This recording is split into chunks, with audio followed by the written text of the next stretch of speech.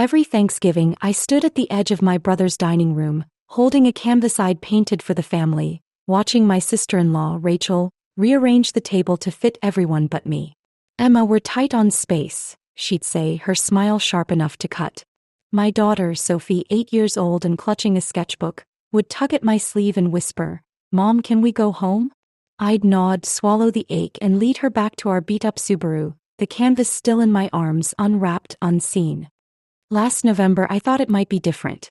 I'd spent weeks on that painting.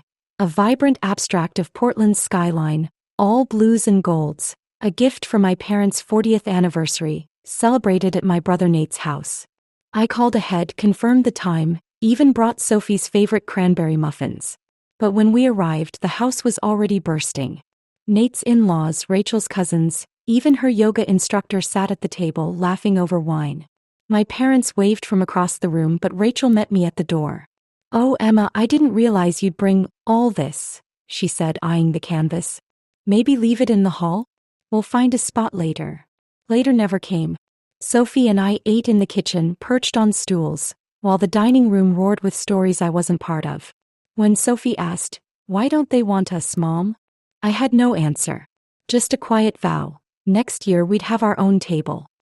That night, driving home through Portland's drizzle, Sophie doodled in her sketchbook, humming to drown out the silence. My son Liam slept in his car seat, clutching a paper turkey he'd made at preschool. Our apartment, a cramped one-bedroom in southeast Portland, greeted us with its familiar quirks. A flickering hallway light, a radiator that hissed like it was arguing. I tucked the kids into bed, poured myself a mug of cheap coffee, and stared at the canvas leaning against the wall. It was unfinished like so much of my life. Then my phone buzzed. A text from Nate. "Sorry about tonight." Rachel was stressed. "Come by tomorrow?" "Tomorrow." For cold turkey and pity. I didn't reply. This wasn't new. It was a pattern woven into years of being the family afterthought. My parents' 60th birthday party, where I was forgotten on the invite list. The summer barbecue where Rachel posted photos of everyone, except me and my kids. Each time I'd brush it off. "They're busy," I'd tell myself. "It's not personal." But it was. Every missed invite, every tight smile, every maybe next time, chipped away at me. My parents would say, "Emma, you're always welcome," but their actions said otherwise. The table was always full until it wasn't. Sitting at my kitchen counter, I made a decision. No more knocking on doors that wouldn't open. No more teaching my kids that love means begging for a seat. I'd build my own table, my own home, my own Thanksgiving. One where we belonged. I didn't know how, but the canvas in my mind was already taking shape. A house filled with color, laughter, and people who chose us. Next Thanksgiving, we wouldn't be in anyone's hallway. 6 months earlier, my life had unraveled. My divorce from Mark was quiet. A slow fade of two people who'd stopped seeing each other. We signed the papers in a gray lawyer's office, split the savings, and I kept the kids in the car. I moved us from Seattle to Portland, chasing the promise of family and roots. But roots don't grow in rocky soil. My parents greeted me with polite hugs and veiled judgment. "You're starting over again?" my mother asked, her tone heavy with disappointment. Nate and Rachel were worse. Rachel's smug glances screamed, "I told you you'd crash." Our apartment was modest. Peeling wallpaper, a stove that took 10 minutes to heat, and a view of a brick wall. But it was ours. I got a job teaching art at a community center, $20 an hour, enough to cover rent and little else. At night, I painted portraits, landscapes, anything to sell at local markets. Some nights, I'd sketch my dream. A house with tall windows, a studio filled with light, a dining room where Sophie and Liam could laugh without fear of being too much. Sophie taped one sketch to our fridge. A house with a yellow door, flowers in the yard, and 3 stick figures smiling. "Us," she wrote in purple crayon. I worked relentlessly. Between classes, I took commissions. Murals for cafes, logos for startups. Exhaustion became my shadow, but every sale, every late-night brushstroke, brought the yellow door closer. By spring, my art started selling at local galleries. A coffee shop owner, Mia, bought 3 pieces and asked me to design her menu. My boss at the community center noticed my hustle and offered me a full-time role as art program coordinator. The pay bump wasn't huge, but it was a step. One rainy April afternoon, I drove past a house in northeast Portland. It was weathered, faded paint, overgrown ferns, a crooked mailbox, but that yellow door stopped me cold. It wasn't perfect, but it was alive, waiting. I jotted down the realtor's number. That night, I pulled up the listing: 3 bedrooms, a skylit attic, a dining room with space for 10. I booked a tour the next day. When we walked in, Sophie gasped, "Mom, it's like my drawing." Liam ran to the dining room, spinning under the chandelier. I closed my eyes and saw it. A Thanksgiving table laden with food, surrounded by faces that lit up for us. 2 months later, we closed. My parents called it reckless. Rachel texted, "A whole house. Hope you can manage." I didn't respond. I was too busy painting walls, sanding floors, and turning a tired house into ours. By October, the house was home. Sophie's room was a riot of teal and stars. Liam's had rocket decals. My attic studio caught the morning light, canvases stacked against every wall. I was juggling work, kids, and commissions, but I felt grounded. Then one evening, Sophie asked, "Mom, who's coming to Thanksgiving?" Her question sparked something fierce. I didn't just want a holiday, I wanted a revolution. A table where no one felt small. I made a list, not of dishes but of people. Mia, the coffee shop owner who'd become a friend. Mr. Torres, the neighbor who'd fixed our fence. Lena, Sophie's art teacher who'd stayed late to teach her watercolor. Sam and Riley, the couple who'd helped us move in, bringing pizza and bad jokes. 8 seats, 8 souls, 8 choices. Then a wild idea. Rachel had once raved about Juniper Bistro, a Portland hotspot run by Chef Lila Harper, known for her rosemary focaccia and cider braised pork. On a whim, I called. Her assistant was brisk. Chef Harper's booked through December. I took a breath. I'll pay double her rate. Silence. I'll confirm with her. An hour later, Miss Caldwell, Chef Harper's in. She'll do Thanksgiving at your home. I stared at my calendar. 4 weeks to go. The menu was a dream. Sage roasted turkey, pumpkin gnocchi, pecan tart with bourbon cream. I wrote invitations by hand. Join us for Thanksgiving. A feast for chosen family. Come hungry, come loved. Sophie helped, adding doodles of pumpkins. Thanksgiving morning, the house glowed. Chef Harper arrived, her team turning my kitchen into a symphony of scents. Sophie set the table, counting plates. Liam folded napkins into wonky stars. At 3 p.m. the doorbell rang. Mia brought wine. Mr. Torres carried a guitar. Lena arrived with a watercolor of our yellow door. Sam and Riley brought a wreath. We ate, laughed, toasted with cider. Sophie beamed as Chef Harper praised her napkin art. I posted a photo online. The table alive with light and love. Caption, Thanksgiving redefined. Grateful for my people. An hour later, my phone buzzed. Rachel, Chef Harper? Seriously? Why didn't you invite us? I didn't answer. Not yet. Some doors stay closed until the knock is real. The story's getting more and more interesting, isn't it? Don't miss out on what happens next. Hit that subscribe button right now and turn on notifications. Let's see what other challenges await our hero. The morning after Thanksgiving, the house still smelled of sage and pecans, a lingering ghost of the night before. I was scrubbing dishes, humming to Sophie's off-key rendition of a pop song from upstairs, when the doorbell rang. My stomach tightened. I knew that knock, sharp, impatient, like it was owed an answer. Wiping my hands on a dish towel, I opened the door to find Rachel, her arms crossed, a designer scarf knotted tightly at her neck. Her eyes flicked past me, scanning the house like she was appraising it. "Emma," she said, her voice clipped. "We need to talk." I stepped aside, letting her in, but didn't offer a seat. The warmth of last night felt fragile, and I wasn't ready to let her sharpness pierce it. She stood in the entryway, her gaze catching on the dining room table, still cluttered with wine glasses and a half-eaten pecan tart. A watercolor card from Lena, depicting our yellow door, leaned against a candle holder. Rachel's lips pursed. "Nice setup," she said, her tone carrying an edge. "Chef Harper, huh? That must have cost a fortune." "It was worth it," I replied, keeping my voice steady. Sophie's singing drifted down the stairs, and I glanced up, hoping she and Liam stayed out of earshot. Rachel shifted, clutching her purse. "You didn't answer my text. Posting those photos, acting like we're the bad guys. It's low, Emma. Mom and Dad are upset. They saw the comments. People are asking why you weren't at our Thanksgiving. I let out a breath, sharp and short. Maybe they should ask why I've spent years eating in your kitchen while everyone else got a seat at the table. Her eyes narrowed. That's unfair. We've always included you. Included? I laughed, soft but bitter. Rachel, when was the last time I was invited to anything without a caveat? Oh, Emma, there's no room. Oh, Emma, we forgot to call. Oh, Emma, just come by tomorrow. I'm done with your leftovers. She flinched, but only slightly. You're blowing this out of proportion. It's one holiday. One. I stepped closer, my voice low but firm. It's every holiday.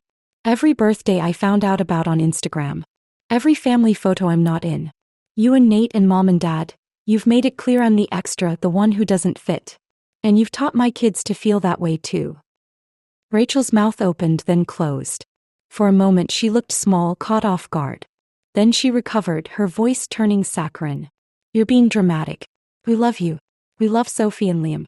But you can't just throw a fancy dinner, hire some celebrity chef, and act like you're better than us.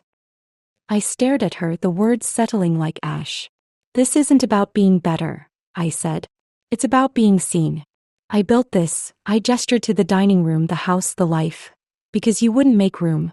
I'm not apologizing for that. She looked away, her fingers tightening on her purse.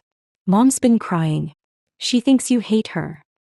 Then she can pick up the phone, I said. She can say she's sorry. She can act like my mother instead of someone who tolerates me.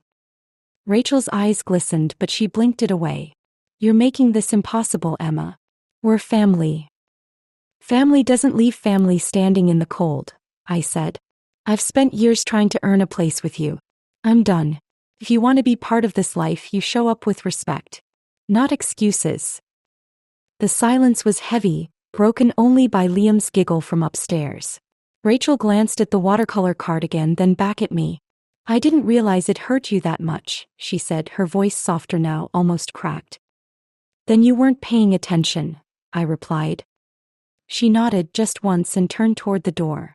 I'll talk to Mom and Dad, she said, pausing with her hand on the knob. Maybe we can fix this. Maybe, I said. But it's on you to try. When the door closed behind her, I stood there, heart pounding. I waited for the guilt to creep in, the old urge to smooth things over, to apologize for being too much. It didn't come. Instead, I felt a quiet strength, like a canvas finally taking shape. Over the next week, life moved forward, but Rachel's visit left ripples. I threw myself into work, teaching art classes and finishing a mural for Mia's coffee shop, a vibrant swirl of Portland's bridges and forests. Sophie started sketching more, her drawings bolder, full of color. Liam, ever the dreamer, began building space forts out of couch cushions, declaring himself captain of the Yellow Door. The house felt alive, ours, in a way I hadn't dared imagine a year ago. But the family tension lingered, unresolved. My phone stayed quiet. No calls from Mom or Dad, no follow-up from Rachel. Part of me wondered if they'd ever reach out, or if they'd just let the distance grow, blaming me for drawing a line. The Zygarnik effect of it all, the unanswered questions, the unfinished fight, kept me up some nights, staring at the ceiling, painting scenarios in my head. Would they show up? Would they apologize? Or would they double down, painting me as the ungrateful one? One evening, while Sophie and I painted in the attic studio, she asked, Mom, are we still mad at Aunt Rachel? Her brush paused, a drop of blue paint dripping onto the canvas. I set my brush down. I'm not mad, sweetheart. I'm just protecting us. Sometimes you have to say no to people who make you feel small. She nodded, her eyes serious. Like when kids at school don't share the crayons? Exactly, I said, smiling. You deserve all the colors, sophomore. So do I. She grinned and went back to her painting, a yellow door with stars around it. I watched her, my heart swelling. This was why I was doing this, not just for me but for them. To show them love doesn't come with conditions. By mid-December, the house was a flurry of holiday prep. Sophie and Liam helped string fairy lights along the staircase. Mr. Torres dropped off a homemade tamale recipe, insisting we try it for Christmas. Lena offered to teach a holiday art workshop for the kids. Mia invited us to her coffee shop's winter open mic, where Sophie shyly read a poem about our house. Each moment felt like a brushstroke, adding depth to the life we were building. Then one rainy afternoon my phone buzzed. A text from Mom. "Emma, can we talk? We'd like to see you and the kids. Maybe for Christmas?" No apology, no mention of Thanksgiving, just a vague request. I stared at it, my thumb hovering over the keyboard. Part of me wanted to say yes, to hope they'd finally see me. But another part, the one that had sanded floors, painted walls, and built a table for 8, knew better.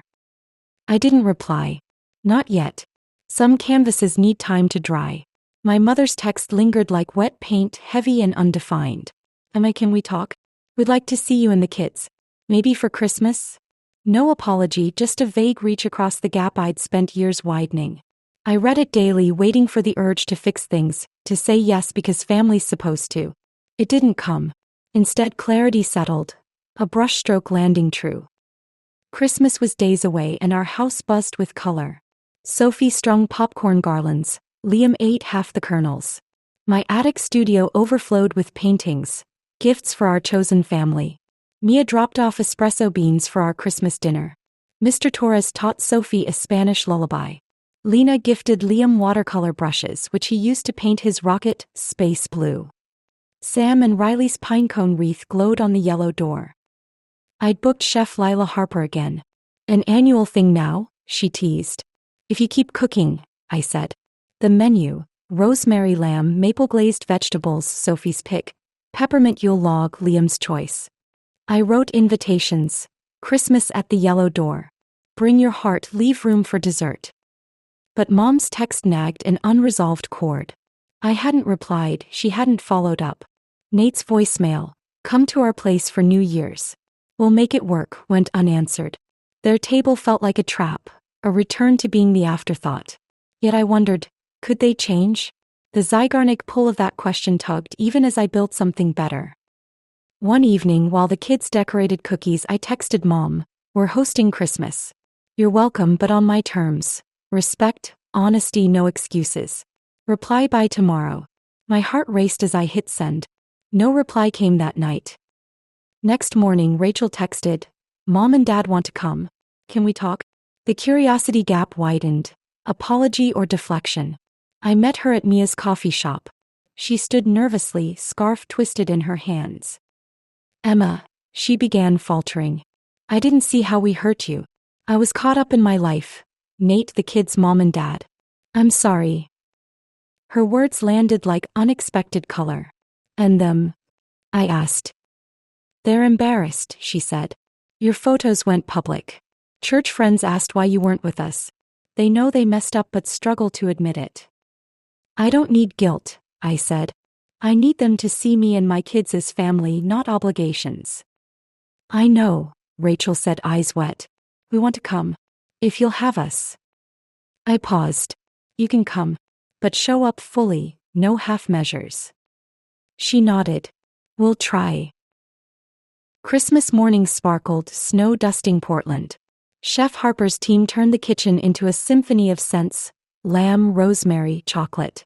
Sophie set the table, Liam folded napkins into stars. At 3 p.m. the doorbell rang. Mia brought espresso, Mr. Torres his guitar. Lena gifted Sophie a dragon painting. Sam and Riley carried eggnog. Then my parents arrived, Rachel and Nate behind them. Mom held pecan cookies. Dad wine. Their smiles were cautious. "Emma," Mom said, voice catching. "This is beautiful." "Thanks," I said, guarded. "Come in." The table filled, 10 chairs, every seat chosen. Chef Harper served, the kids giggling over the Yule log. Mr. Torres played softly, Sophie read her poem, her voice bold. My parents laughed, joining in slowly. Rachel helped Liam with his food, her smile real. After dinner, Mom pulled me aside. "We hurt you," she said, trembling. I didn't realize how much. "I'm sorry." I met her eyes, the ache familiar but softer. "I needed that," I said. "But it's actions now, not just words." Dad joined gruff. "We'll do better, Em." I nodded, not fully trusting but open to a start. At Sophie's 9th birthday, she taped glittery invitations. "Do I have to invite Grandma and Grandpa?" she asked. "Only if you want," I said. I'll invite them, she decided. If they bring cookies. I laughed, hugging her. They came, cookies in hand. Rachel gifted Sophie a sketchbook. Keep painting your world. They stayed late cleaning up, their presence tentative but there. It wasn't perfect, but it was something. The house grew in heart. Mia hosted art nights featuring Sophie's work. Mr. Torres taught Liam chords. Lena planned an art camp. The yellow door opened for those who knocked with love. One night, tucking Sophie in, she asked, "Is our family the people we pick?" "Sometimes," I said, kissing her. "The best ones choose you back." "I like our family," she whispered. I glanced at Lena's watercolor of the yellow door. Our canvas wasn't finished. Maybe never would be. But every stroke, every seat at our table was ours. And that was enough. Hey everyone. Thanks for tuning into the Revenge Tempest channel. If you love this story, please hit that subscribe button and join our amazing community. Drop a comment below letting us know where you watched us from. Your support keeps us going. Stay tuned for more epic tales.